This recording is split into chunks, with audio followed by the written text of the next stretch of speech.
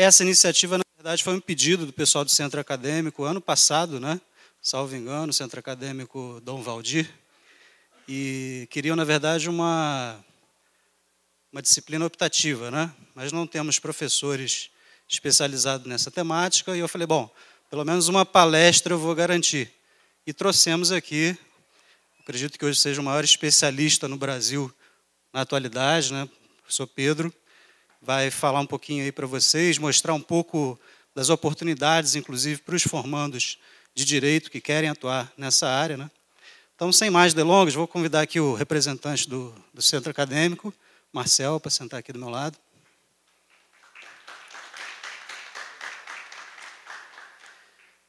E o nosso palestrante, Pedro, que já está aqui também. Se quiser ficar em pé, fica à vontade. Uma salva de palmas para o Pedro e o microfone é todo seu. Boa noite.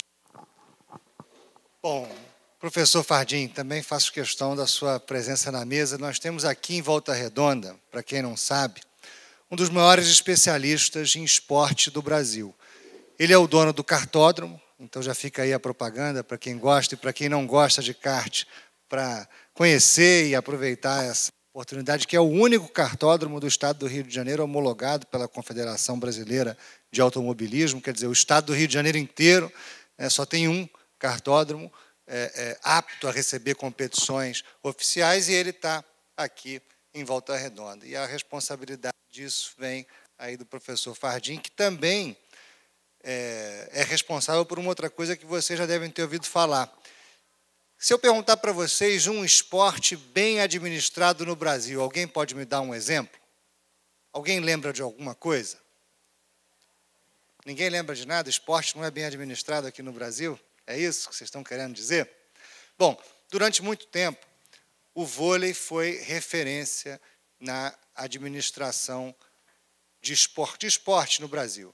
E o responsável por isso também era o Fardim. Então, vocês têm aqui também, próximo de vocês, uma pessoa que tem talvez uma contribuição já dada no esporte brasileiro muito grande, e uma outra ainda para dar, mais próximo do que vocês imaginam. Então, se tem alguém aqui interessado em esporte, eu recomendo que não só frequentem o kartódromo, mas também conversem com o Fardim. Nós temos aqui, então, a presença, e merece uma salva de palmas por nos brindar. Bom, obrigado pelo convite. Essa nossa conversa aqui podia ser sobre vários temas, porque, embora a minha formação seja em Direito, o meu mestrado foi em Marketing, Gestão, também em Direito no Esporte, feito na Europa, no mestrado que a FIFA criou justamente para tentar formar dirigentes esportivos mais qualificados, mais preparados para enfrentar os desafios do século XXI para o esporte. Porque a gente vive um processo muito dinâmico de evolução da sociedade, um processo cada vez mais rápido. A minha geração, embora não seja tão distante da geração de vocês, nasceu num mundo completamente diferente, onde a gente não tinha iPhone na nossa infância, a gente não tinha internet na nossa infância. Nós estamos falando aqui de algo que mudou o mundo e também muda o esporte. Então, eu acabei trabalhando muito mais questões estratégicas do esporte do que questões específicas que a maioria dos advogados trata no seu dia a dia. Mas vamos discutir como vamos tratar o esporte junto do processo educacional de uma criança até o ambiente universitário, né? Muitos de nós falam e repetimos o tempo todo o modelo que é adotado na América do Norte, o modelo que é adotado na Europa, em alguns países da Europa, né? O modelo através das instituições esportivas, né? Vocês já leram, já vivenciaram, e devem conhecer algum colega de vocês que tiveram a oportunidade de fazer o seu curso, que nós chamamos de graduação, lá fora, com bolsa, porque ele era um praticante de uma atividade, de uma modalidade esportiva. E, de repente, não quer dizer que ele é um atleta de excelência, de alto rendimento.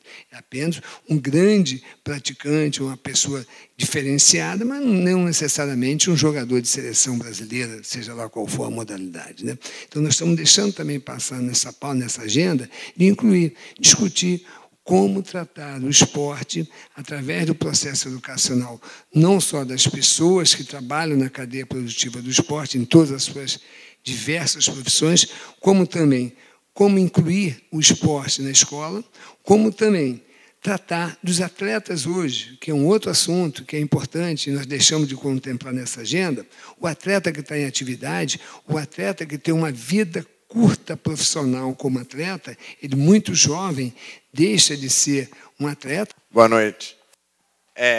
Eu queria saber, mais ou menos, vamos supor, na gestão carioca do futebol, e a gente vê, na questão carioca e um pouco do paulista também, a gente vê mais essa questão de, talvez, a ideia de roubalheira, que não sei o quê, tem muita gente tentando se aproveitar do clube. E a minha visão é que, por exemplo, nos estados mais no sul, em Minas, não tem muito essa ideia. Eu queria saber por que talvez se dá isso, se existe realmente uma diferença no modelo, na gestão desses clubes. Eu não tenho essa impressão, não. Primeiro, porque o futebol ele não está apartado da nossa sociedade. E a nossa sociedade vive hoje um momento muito delicado, porque não se confia em mais nada, não se confia em mais ninguém, todo mundo é desonesto, e a gente acaba tendo todo mundo passa a impressão, quer dizer, político, por exemplo, é a pior, o cara que administra os bens públicos, que são de todos nós, tem, já por ser político, essa alcunha de desonesto. E isso é muito injusto, isso é muito triste, isso é muito ruim, e isso nos coloca numa posição muito delicada, porque se ninguém for bom, imagina, o que sobra para nós? Né? O que nós estamos fazendo aqui? Quer dizer, precisamos pensar um pouco mais sobre isso. E o futebol, ele é um microcosmo disso tudo. Eu não vejo, por exemplo, dirigentes, na sua grande maioria, tendo uma vida melhor depois que entraram no clube, não. Pelo contrário, eu vejo a maioria deles tendo mais chateação, mais apurrinhação e, às vezes, até perdendo bens materiais, colocando seus bens em garantia de empréstimos nos clubes, como eu vi várias vezes o presidente Márcio Braga fazendo no Flamengo, onde ele dava o aval pessoal a empréstimos dos clubes. Eu vejo no Botafogo o Maurício Assunção, poxa, abrindo mão do consultório dele, que ele é um profissional liberal, ele é um dentista, então o tempo que ele está no Botafogo é um tempo que ele não está no consultório, ganhando dinheiro, produzindo para ele, ou seja, então eu vejo, na verdade, que existe um problema crônico de governança nas estruturas do futebol brasileiro. Por quê? Primeiro, porque as estruturas do esporte brasileiro foram criadas em 1941 por um decreto feito no Estado Novo, que foi a ditadura mais violenta que o Brasil já teve. Aliás, a gente tem visto aí, parece que teve um evento hoje aqui da Comissão da Verdade, um pouco antes desse nosso, que discute justamente a questão da tortura, da ditadura, do regime militar brasileiro. Mas pior do que o regime militar brasileiro foi o Estado Novo do Getúlio Vargas, que tinha um tal de Filinto Miller, que saía entrando na casa das pessoas, caçando comunistas, caçando integralistas, tinha até propaganda na rádio, dizendo, na sua casa tem comunista? Não vou lá. Na sua casa tem integralista? Não vou lá. Peço licença para mandar Filinto Miller em meu lugar, na rádio. Ou seja, amigo, era o comando caça comunista aberto, público. E isso, sem dúvida nenhuma, influenciou nesse decreto, que, só para te dar uma informação, em 1941, nesse mesmo decreto que criou essa estrutura que nós temos hoje, com ligas municipais e clubes, que juntas formam federações estaduais, que juntas formam uma confederação nacional, ou seja, isso foi criado ali de cima para baixo, essa estrutura vertical, homogênea, pasteurizada, ditatorial, também dizia que mulher não podia jogar futebol. existe uma lei, um decreto-lei feito pelo Getúlio Vargas, dizendo que mulher não podia jogar futebol no Brasil em 1941. Um decreto que tinha inspiração fascista e que dizia que o esporte devia contribuir para a eugenia da raça. Ou seja, aquela visão nazista das Olimpíadas de 36, de que o esporte era a mecanismo para demonstrar a superioridade da raça, para produzir o super-homem. Quer dizer, é essa estrutura que nós temos hoje, baseada nesse decreto, que merece a nossa reflexão e que, sinceramente, eu não acredito que tanta gente de bem tenha passado pelos clubes na posição de dirigentes, e aí eu digo, pessoas muito bem-sucedidas nas suas respectivas áreas, nas suas respectivas profissões, aí eu pergunto, eles só não dão certo nos clubes? Poxa, são grandes empresários, grandes advogados, grandes médicos, grandes dentistas, grandes homens do Brasil. Eles só não conseguem administrar os clubes? Quer dizer, tem alguma coisa errada. E não é com eles, é com os clubes. É com as federações, é com esse modelo. Olha, imagina, será, primeiro, que todas as modalidades esportivas podem se organizar da mesma forma? Será que o futebol não é diferente do vôlei, que não é diferente do tênis, que não é diferente do automobilismo? Elas são diferentes, as relações são diferentes, os contratos são diferentes, a organização é diferente, a competição é diferente, a regra é diferente. E por que cargas d'água que a estrutura tem que ser igual? Aconteceu na UF hoje uma palestra sobre a legislação desportiva no Brasil, um assunto bastante comentado atualmente em virtude da Copa e das Olimpíadas que estão se aproximando. Eu estou aqui com o professor Pedro, o professor Fardinho, que vão falar um pouquinho do evento que aconteceu e também da história deles. Vou começar com o professor Pedro. Bom, eu queria que você falasse um pouco de como você começou na carreira e principalmente na área do esporte, né, do desporto, que não é uma área muito comum. Estudante de Direito, quando a gente entra na faculdade, pouquíssimas pessoas, ou na minha sala eu não me recordo de nenhuma que tenha falado que tem interesse em seguir nessa área. Então, eu queria que você falasse um pouquinho do início da sua carreira, como você chegou até aqui. Bom, eu estudei na PUC, do Rio de Janeiro, e lá houve uma cadeira eletiva ministrada pelo professor Eduardo Augusto Viana da Silva, que as pessoas conheciam como Caixa d'Água, porque ele era o presidente da Federação de Futebol do Rio de Janeiro há 20 e tantos anos. E, depois de cursar essa matéria, ele me convidou para fazer parte da diretoria na federação, e, a partir daí, a vida foi me levando por esse caminho. Eu fui fazer um mestrado, que é hoje considerado o melhor mestrado do mundo na área de esporte, que é um mestrado que a FIFA incentiva com investimentos anuais, é o www.fifamaster.com, e, enfim, só trabalhei com isso depois de voltar de lá.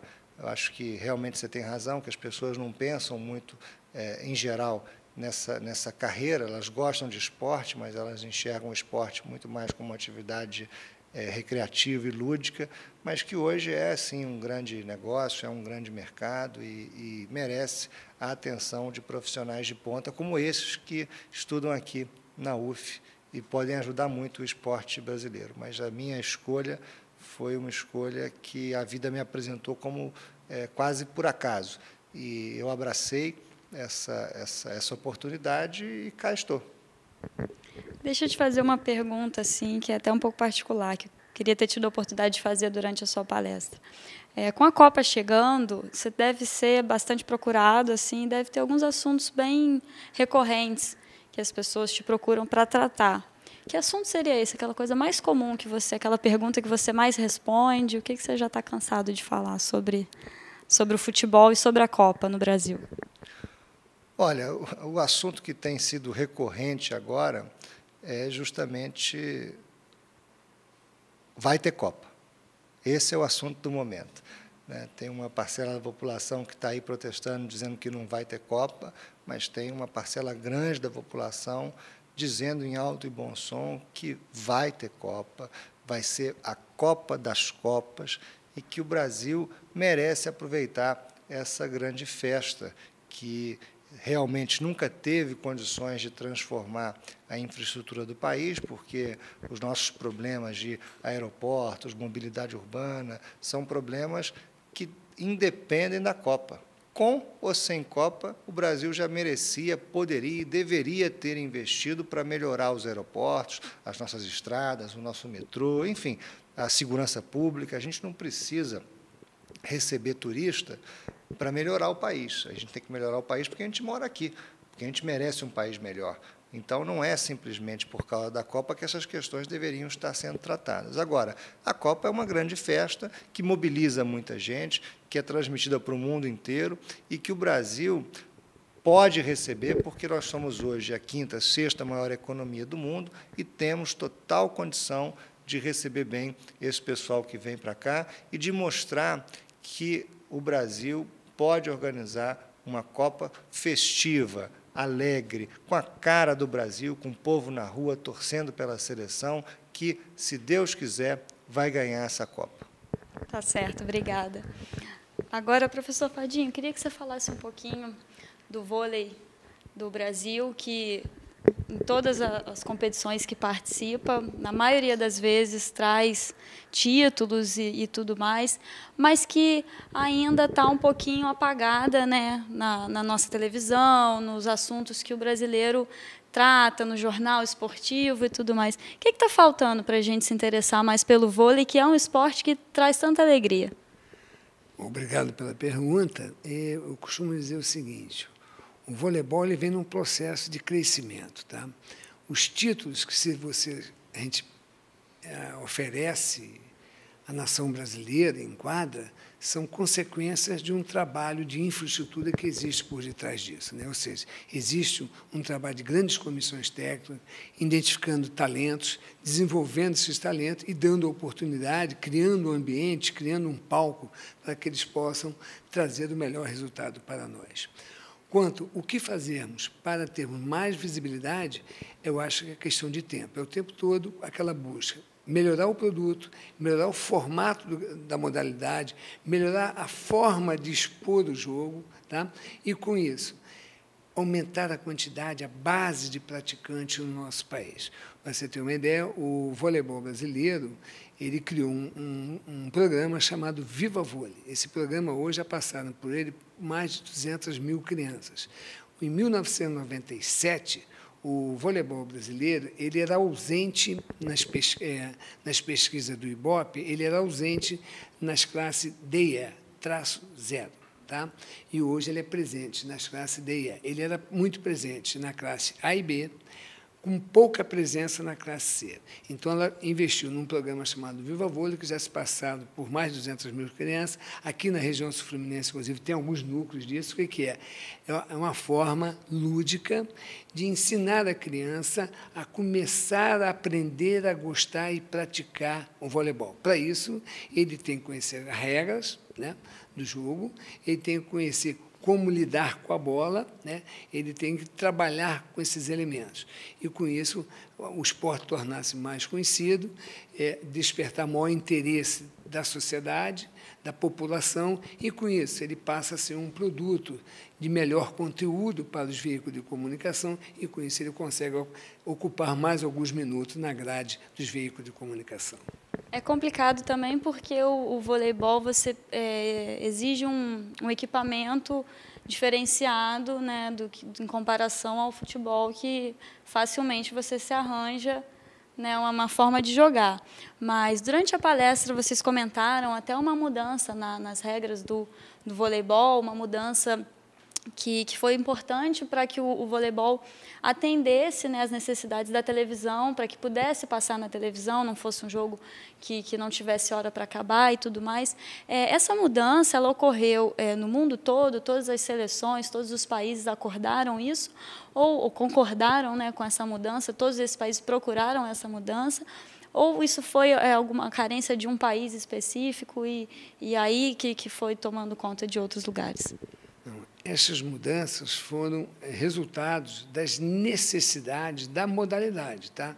Logicamente, essa necessidade é mundial, ou seja, o voleibol precisava estar mais presente nos meios de comunicação. Então, através da instituição internacional, que é a FIVB, a Federação Internacional de Voleibol, esse assunto foi levado para os comitês e foi discutido e chegaram num consenso que teria que reduzir o tempo de jogo para que tornasse viável ele ser transmitido ao vivo pelos meios de comunicação. Então, é uma mudança de regra mundial, até mesmo para permitir que as seleções mundiais possam jogar na mesma regra. Tá certo. Obrigada pela participação de vocês na TVR. A gente agradece. Boa noite. Obrigado a vocês. Tá? Obrigada.